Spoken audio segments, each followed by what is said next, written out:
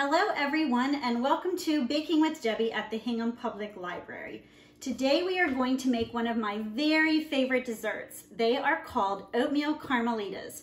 My nephew Parker requested this recipe and as soon as he suggested it, I knew I had to make it with you guys.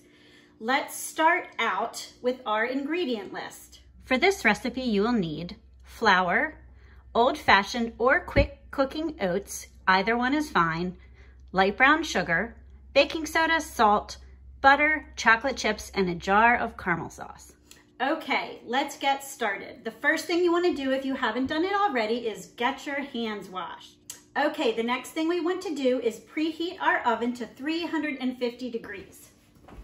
Okay, let's get started. The first thing we're going to do is put all our dry ingredients together into a bowl. And the recipe that we are going to be making is going to fit in a 13 by 9 inch pan, but you can totally half the recipe if you'd rather make a smaller batch. And if you did that, you would use an 8 by 8 pan. However, I strongly suggest using the big pan and making the double batch because these are so good, you're going to want to share them with everyone. Okay, let's get started. The first thing we need is 2 cups of flour. Now, the best way to measure flour is by scooping it and then very gently putting it into your cup. And then after you've got the flour there, you want to level it off very carefully with a knife. And when you're finished, it should be nice and flat. And we need 2 cups of flour, so we're going to do this twice.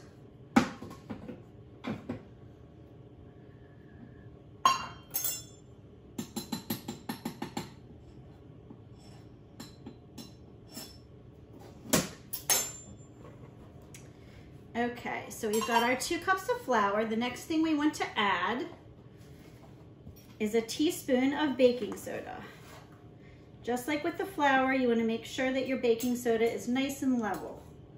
So we want a teaspoon of that, a half teaspoon of salt, also level, and 2 cups of oatmeal. Now you can use old-fashioned oatmeal like I'm using, or you can use the quick cooking oats. Either one is perfectly fine. Just use whatever you have on hand. And so we want 2 cups of oatmeal. All right, there's 1.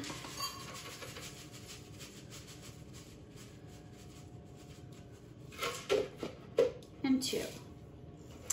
All right, we also want to add a cup of brown sugar, and you want your brown sugar to be really tightly packed.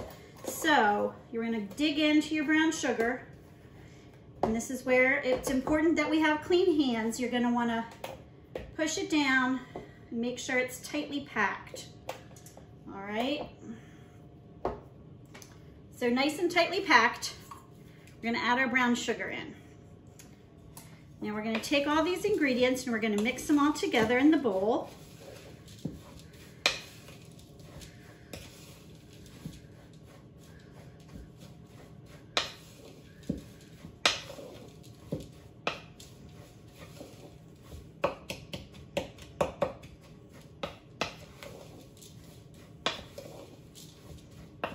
All right, so now we've got them all mixed up. They look like this.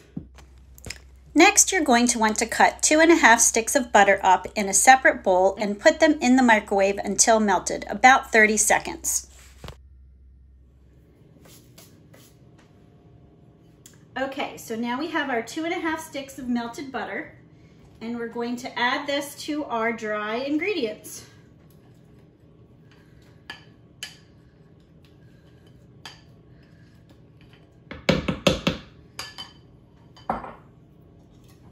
All right, so now you're going to just want to mix everything together really well until you can't see any more dry ingredients separate from the butter.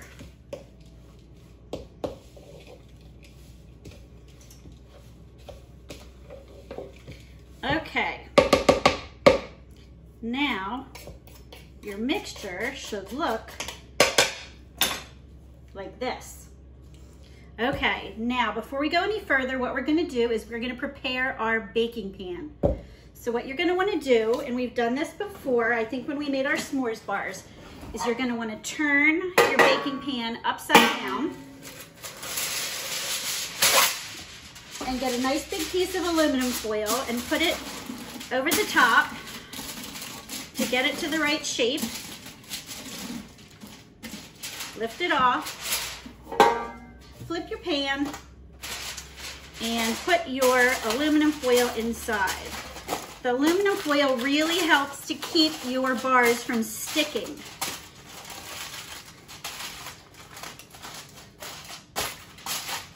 So once you've got it in there nice and tight, you're going to want to use either some butter or some non-stick cooking spray, which I have here, and you're going to want to spray the bottoms and all of the sides. All right, so now we've got our pan all ready to go. All right, so we are gonna just eyeball it and take about half of our mixture that we've pulled together here, and it is going to be the crust of our bars. So just kind of guess at what's about half. Maybe a little bit more than half would be better, so you want to make sure you can cover the whole bottom of your pan, because this is going to be our crust. So get about half of it in there, and let's see, I think I need a little bit more. You just want to make sure the whole bottom of your pan is covered, and you can push it into place. It's looking like we're needing a little bit more than half. All right. All right. So we're pushing it down and evening it out. And now you have your crust, which looks like this. Okay, now that our oven's preheated, we are going to put our crust into the oven for 10 minutes. Okay, our 10 minutes is just about up. There's the buzzer. All right, very carefully,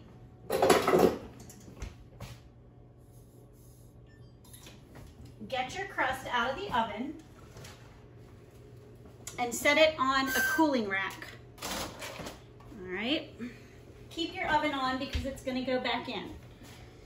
All right, now what we're going to do next is we're going to take our jar of caramel sauce and we are going to spread this all over the crust. And it looks like this is awfully thick, so what I'm going to do is I'm going to put it in the microwave for just a few seconds just to soften it up a little bit. Okay, I put the caramel in the microwave for just about 30 seconds, and now it's much easier to spread. And you're going to want to just spread this all over your crust. Use a scraper like this so you can make sure you get it all out. I've got one of these little thin scrapers. All right, now once you've got it out, you just want to very gently, so that you don't disturb your crust, very gently spread it around.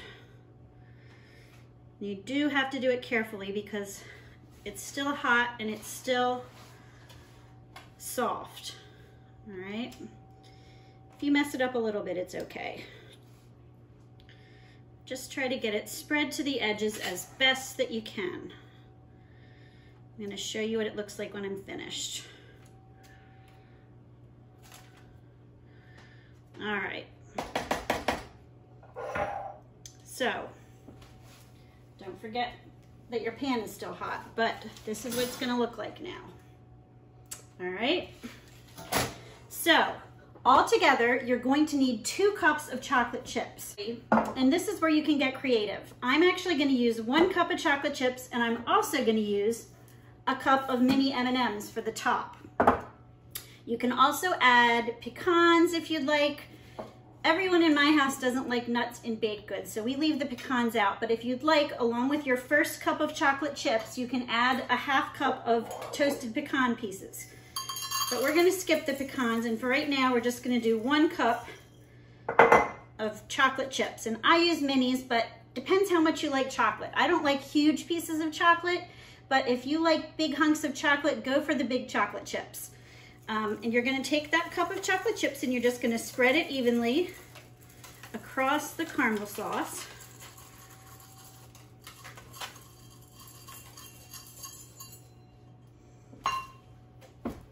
I'll show it to you again.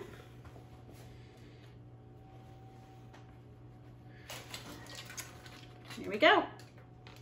Now, on top of that, we are going to sprinkle the second half of our crumb mixture. And this is probably easier to do with your hands, which is, again, another good reason why we want to always make sure our hands are super clean. All right. Just spread it nice and evenly across the top.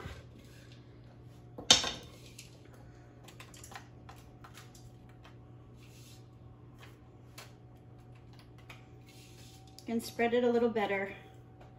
If it's not even, you can just move it around till you pretty much cover up your chocolate chip caramel mixture. All right.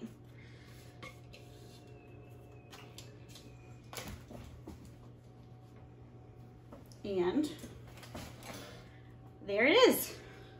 All right, now the last thing we're gonna do is either put a second cup of chocolate chips or a cup of mini M&Ms on the top.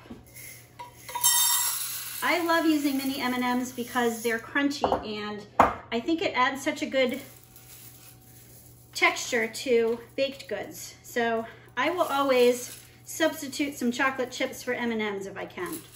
But you totally can use all chocolate chips. Some people think M&Ms are too sweet. I love them. All right.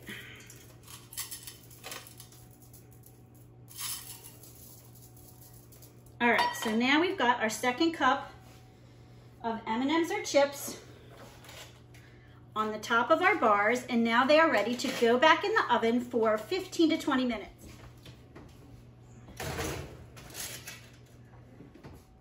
Okay, I checked the bars at 15 minutes and they weren't quite done. What you want to see is you want to see them lightly browned on top and you want to see the caramel bubbling around the edges. And as long as it's not looking like it's overcooking, it's fine to go the full 20 minutes. It helps them to firm up a little bit. So we're about to get to our 20 minutes in a few seconds, and I'll show you what they look like. The whole house is smelling really good right now, so I'm pretty excited. All right, buzzer's about to go off.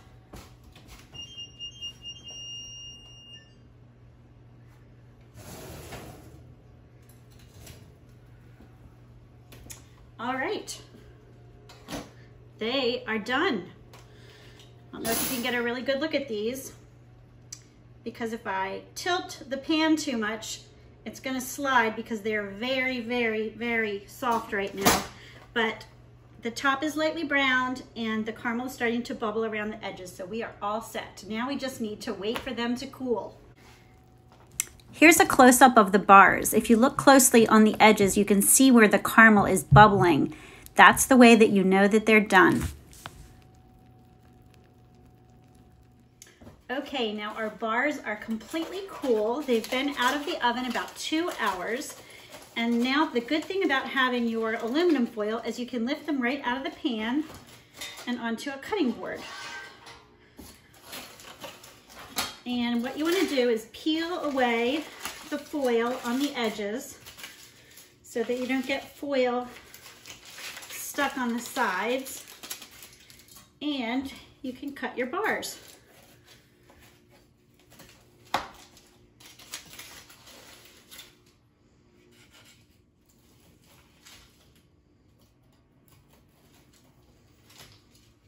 Now I'm gonna move this in for a close-up. You can see you've got the caramel and the chocolate chips and the M&Ms on top. They are super delicious.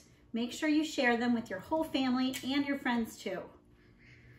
Let's give it a taste.